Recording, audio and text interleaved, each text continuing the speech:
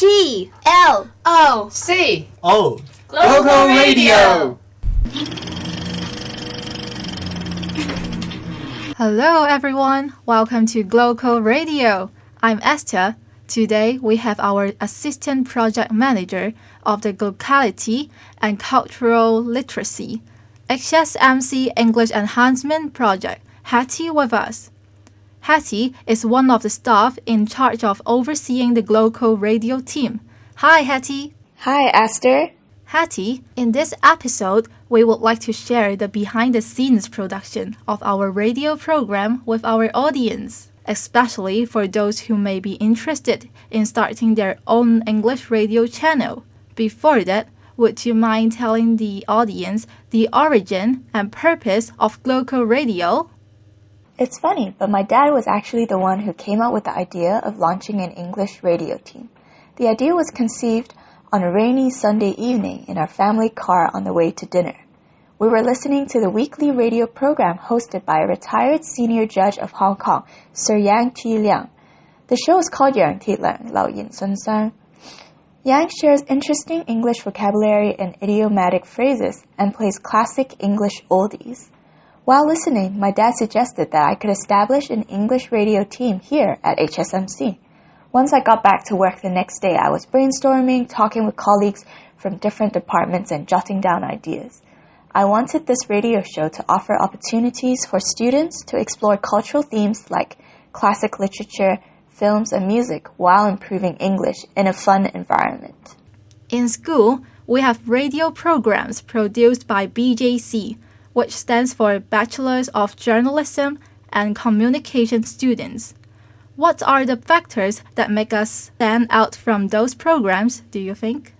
I can think of 3 things that make us special. Firstly, we work and produce in English.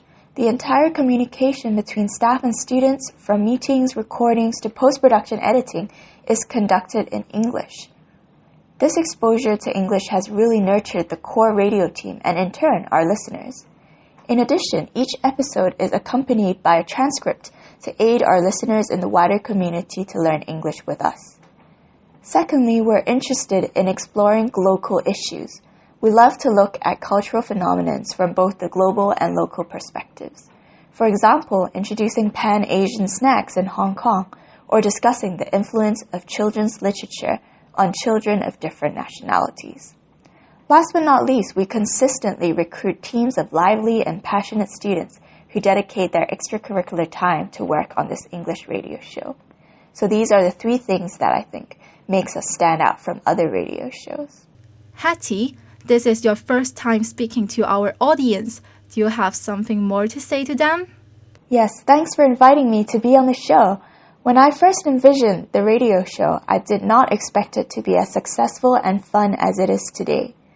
The radio show has been my favorite project during my job here at HSMC because staff and students have so much fun together. But more importantly, I can really see each member developing confidence in their English and teamwork through the radio team. Thank you for sharing with us, Hattie. Later on, our team members will share with you detailed information about the technical skills required to produce an episode, how we use English, and are interested in locality. Let's get ready! Hey Ryan, it has been around half a year since you took up the post as the administrative officer on the radio team. Any special feelings that you want to share with us? Yes, Faye. I think the challenging part for us is how we coordinate the whole process in a radio episode. You know, sometimes when there are different opinions among people, there are troubles coming up. Don't say that. I think we are cooperating well as a team. I didn't say there are big troubles among us. Well, I think we do encounter some obstacles when coordinating the team. Are you thinking what I'm thinking? It is matching our timetables for our regular meetings, as we all have different timetables and are involved in other extracurricular activities. Finding common times in our schedules proves very difficult. We really did take a lot of time in allocating the time for a regular meeting. But fortunately, we did manage to find a common time slot. Thank God for that. Any considerations when organizing the episodes? How about planning an episode with Glo-Co elements? Oh, this is one of the purposes for holding regular meetings. Our team needs to discuss and come up with some cultural topics for various episodes. Most of our ideas are truly creative. Do you remember you suggested our team to invite a woodwinds quintet for a performance in our broadcast? Of course I do. Certainly. Music performance is related to culture.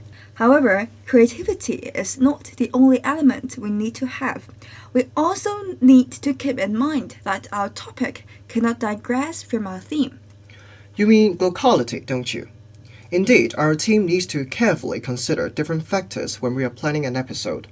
As a marketing student, I have one more tip, which is to think of the taste of our audience. Wow, it sounds like a difficult process to organize an episode. But the most important element we should remember is to have fun. Time flies, and it is my last 2 months on the radio team before I graduate. The team will rely on you next semester, Ryan. You will surely be missed, Faye, our founding member of the Glo-Co Radio team. I will continue to do my best in coordinating the team in the coming year. I'm sure you can handle it well. I have confidence in you. Thank you for your support, and I hope to have an apprentice soon.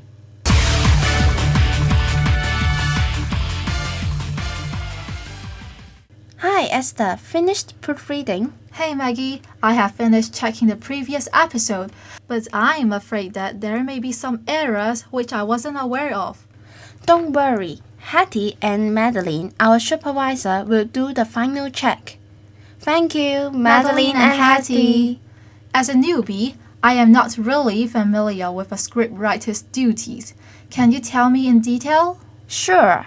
Apart from editing and checking the script before and after the recording, we are also responsible for preparing the official transcript, which will be uploaded to our website. Sometimes we need to write the Introduction, right? Right. Remember not to miss the conclusion. Okay, have you ever encountered difficulties in the editing process? Yes, of course. To me, the most difficult part must be grammar checking. I'm afraid that I miss the mistakes. However, practice makes perfect. After a few episodes, I grabbed the skills on grammar checking. Hattie and Madeline helped me a lot. That means if we have problems, we can ask for Hattie's and Madeline's help. Any tips on script writing and editing in English that you can share with me? Yes. Every time I check the script, I read it aloud and pretend to be the audience to find out what I miss and pay attention to it. That's a good method indeed. For me, I love reading the entire script twice at a different time to spot grammatical errors. It really works. Esther, this is your second episode with the radio team. How do you feel about being a scriptwriter? For the first time I listened to the episode that I am participating in, I thought that my voice sounds so different from what I hear in daily life. That is so funny. As a scriptwriter, I have a special feeling, just like listening to a work of art. Our duty is to play with the words and the lines of people. How about you, Maggie? I have the same feeling as you do. Also, I have learned a lot from people in the radio team. Our radio program provides a great platform for us to learn. Well, we still have a lot to learn. Hey, I have to proofread the script later. Alright, see ya.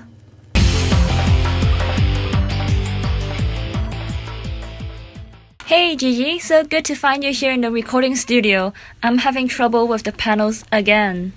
Hi Carmen, good to see you too. This cozy corner is actually one of my favorite places on campus. I like to come here once a while. It comes as no surprise. It's a wonderful studio here with 2 individual rooms.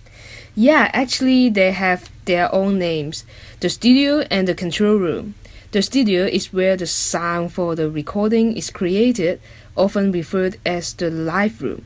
And the control room is where the sound from the studio is recorded and manipulated. Control room is where we normally work, right? With multi-track recorder, microphones, reference monitors, which are the loudspeakers with a flat frequency response, keyboard, digital audio workstation, music workstation, and recording light. Yup, back to our situation here. Let me see. Oh, you just forgot to turn on the recording lights. Thanks a lot. I have been struggling for quite some time with Adobe Audition, the software for recording, and I was about to text you or even call for the School of Communication technician next door. I'm glad I turned up today then, but I bet the technician recognized you by now. After all, you called for help almost every time we record. Well, what can I say for defense? I did try my best to learn and even took a picture of what the buttons should look like to operate properly, but I'm not a BJC journalism and communication student like you, who knows all these operators and recording machines like the back of your hand. Haha, well, we kind of need to know all of them. But we BJC students do get confused like you too. Luckily, we have several procedures before every recording to ensure the sound quality. First, to ensure the mic placements and check the sound digit. The two mics are in position and on. The sound digit is 4. Is that okay? I think it's not loud enough. It should be around 6. That means that the volume is at the right level. Maybe we have to move a bit closer to the mics. Is it better now? Yes, sound digit checked. And now we can start recording. Don't forget to start it by naming this recording file as Technical Officer Take 1 to make it easier to editors to look for it. Afterward, add another soundtrack for another new recording too. Otherwise, it will be a super long soundtrack. Got it. Thanks, Gigi. Not at all.